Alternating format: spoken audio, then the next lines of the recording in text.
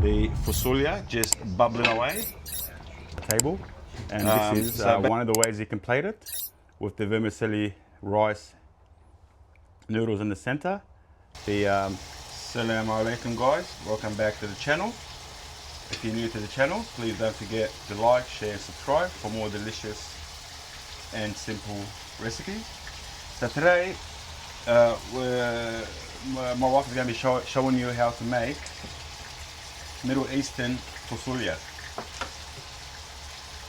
which is a hearty, savory dish. No sugar added compared to the Western style baked beans. So basically she starts by adding a couple of spoons of ghee to the pot. She heats it up. Then she adds a few pieces of lamb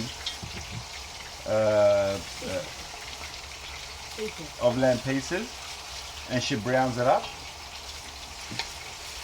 Which pieces are these? Doesn't matter.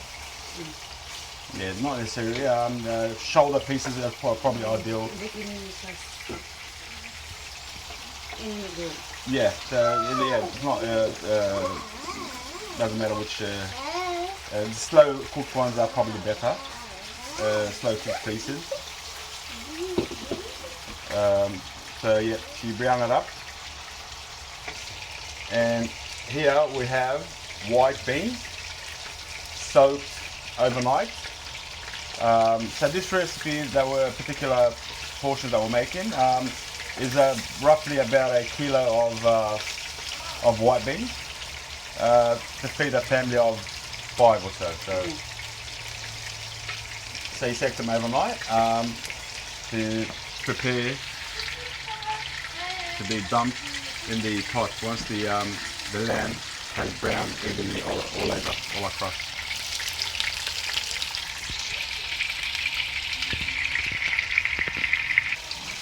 So at this stage, you season the lamb with a pinch of salt and a pinch of black pepper. Yep, so just a little bit for now, because you're going to be seasoning in stages further down the line.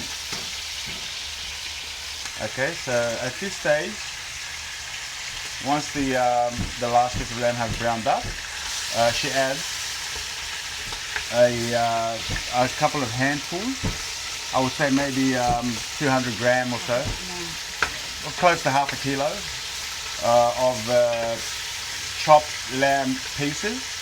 So they're boneless, these pieces, and they're meant to be eaten with the dish later on, compared to just flavoring the dish. So it flavors it, and it's good for eating.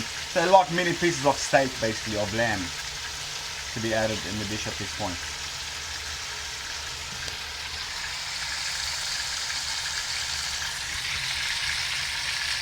So once the middle pieces of lamb have browned up and caramelized nicely, you dump the, in this case, kilo of white beans over it, another pinch of salt, and another generous pinch of freshly cracked black pepper.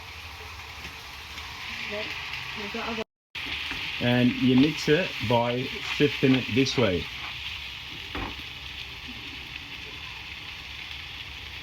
Basically to bring the bottom to the top, and then the juices will soak down and penetrate through the beans and flavor the beans.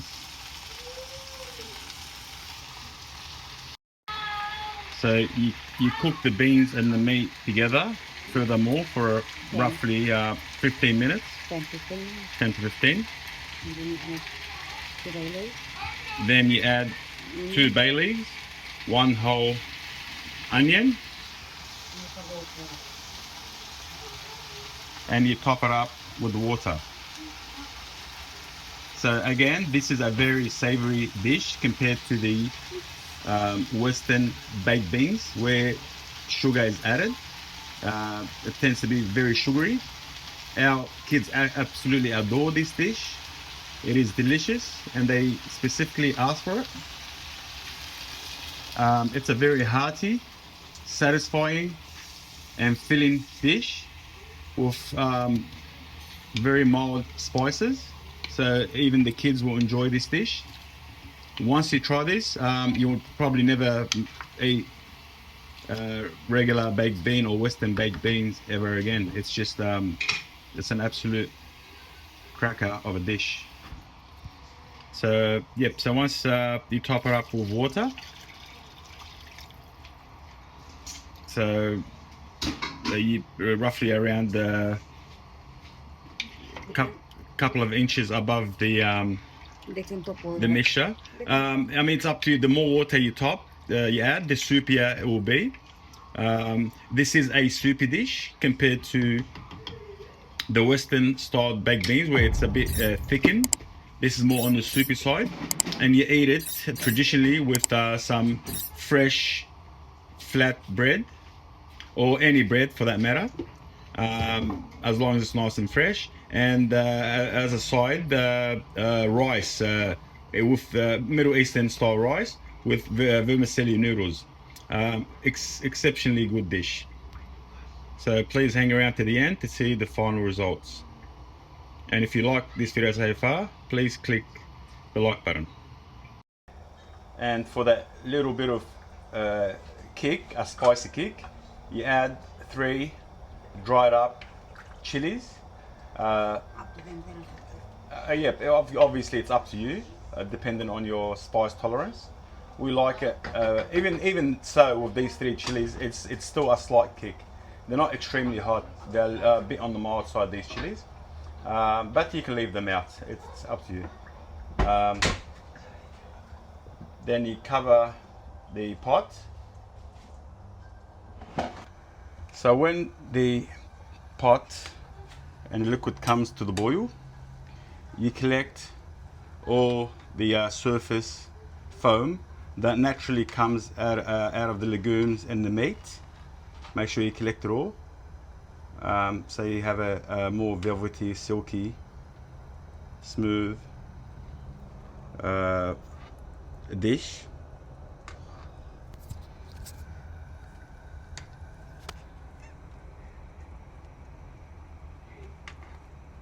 Okay, so when the white beans are almost done cooking, so by this we mean you touch it and you squash it between your hands, and if it gives easily and it squashes, that means it's pretty much ready.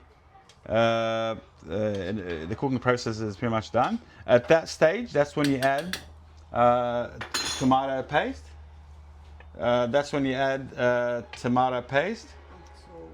How many spoons did you add? Until it gives the red color. Okay, so you keep adding, as you added a couple of spoons for the moment, until you get a vibrant red color going through. So that all depends on how much water content you got in the pot.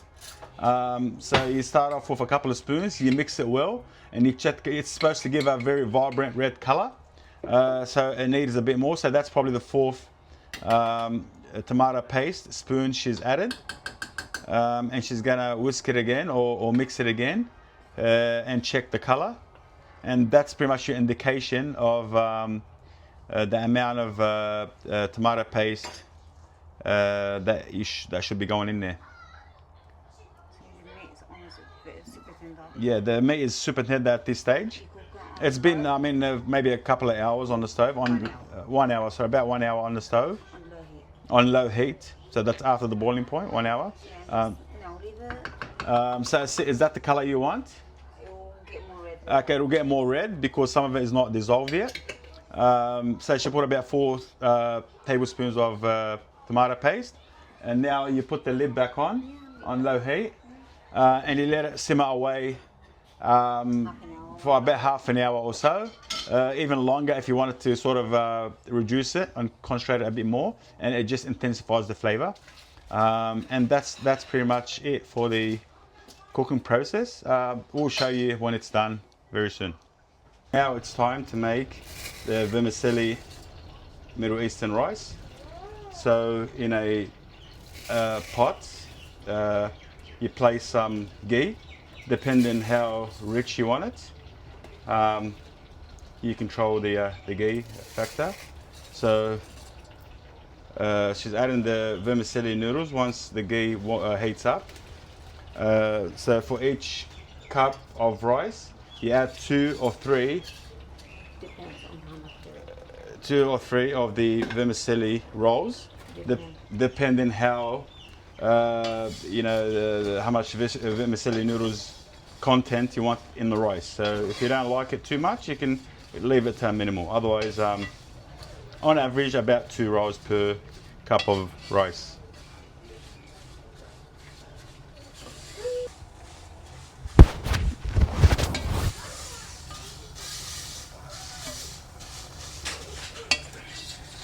So after about roughly 5 minutes of browning up the vermicelli noodles, you add the pre-washed and pre-soaked rice. Short grain rice works best for this recipe. Short grain rice, yeah. And you add a pinch of salt.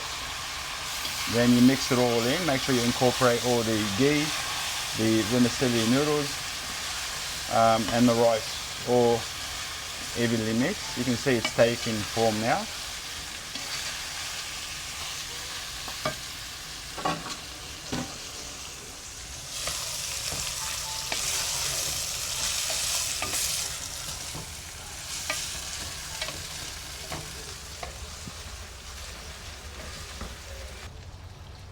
Then at this point, you add the water. Make sure the rice is completely submerged with water. Hot water or cold? Hot from the thing. Yeah, just hot water. Even tap hot water is fine. Submerge it maybe about half an inch or so above the rice. And this is the fasolia just bubbling away. So basically the way you can tell it's cooked, you grab one of those beans and you taste it, and because each bean changes from one bean to the other depending on the batch and variety, I suppose. So the best way to tell if it's cooked, you just grab one and taste it, and it has to sort of melt in your mouth. And by that point the sauce would have thickened. Smells delicious, looks absolutely delicious. So when the water comes to a boil, you reduce it to the lowest heat possible, and it shouldn't take long because the rice was pre-soaked beforehand. On average maybe 20 minutes, and you have your rice nice and cooked. 10 minutes. Even 10 minutes, she's saying, depending on how long you soak the rice for. If you like what you've seen so far, please don't forget to like, share and subscribe, and we'll see you on the dinner table. And this is the final product after about 10 to 15 minutes of cooking. Looks amazing. So this is the final product on the dinner table, and this is one of the ways you can plate it, with the vermicelli rice noodles in the center, the fasolia swimming on the outside with a bit of lamb, or you can have it, which usually I prefer it, just separate bowl of fasolia soup, beans, and a separate bowl of rice, and you can mix it as you like, with some pickles just to cut through the heavy flavors. And this is how we do it. It's perfect for those cold winter days. It keeps you nice and warm. Very hearty. Bismillah.